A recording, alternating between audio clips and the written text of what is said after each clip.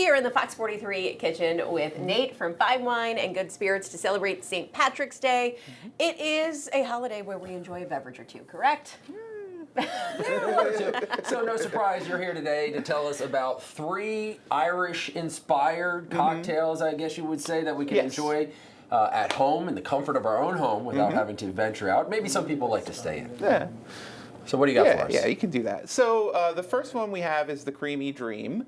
This is basically, it's kind of like an Irish coffee type of cocktail. You start with an ounce of this, a coffee liqueur. I'm using the Borghetti, which is an espresso, so it has a really strong coffee flavor.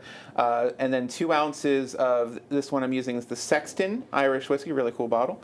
And then you put that in your rocks glass filled with ice, and then you kind of slowly pour an ounce of cream. You can use heavy cream, you can use half and half, you can use this whole milk. Depends, how strong or how much you want to watch your fat intake there. But I like the heavy cream is really good.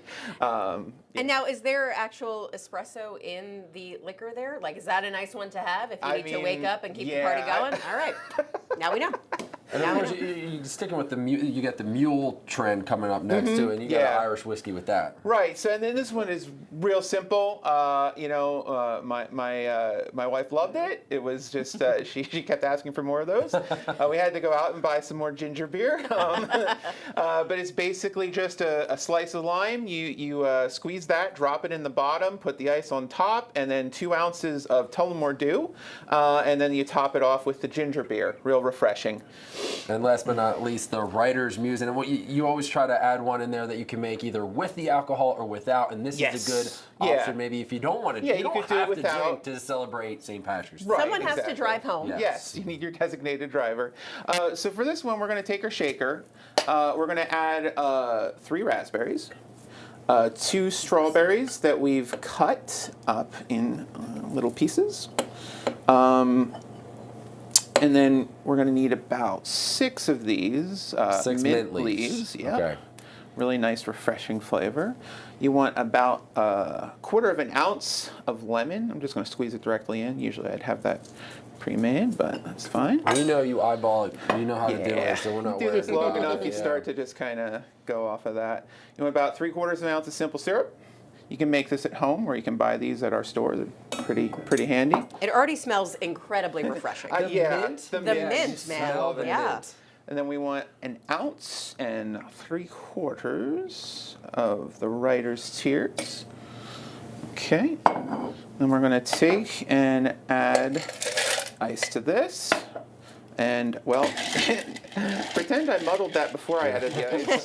That's all right. Gotta get St. Patrick's Day. Oh, yeah, you know what? It's all going to the same spot. Get it done. And this totally helps fine. stir it up a little bit more, it's fine.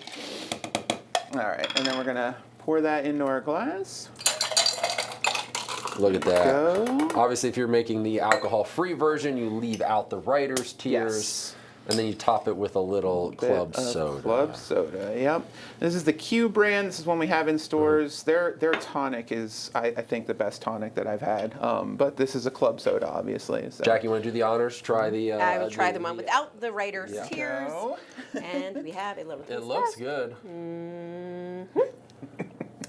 That is very refreshing. Yeah. I love it. Now, if you are obviously going to go for the alcohol version, drink responsibly all weekend long important. for St. Patrick's Day as well. We have these recipes. You can check them out on fox43.com.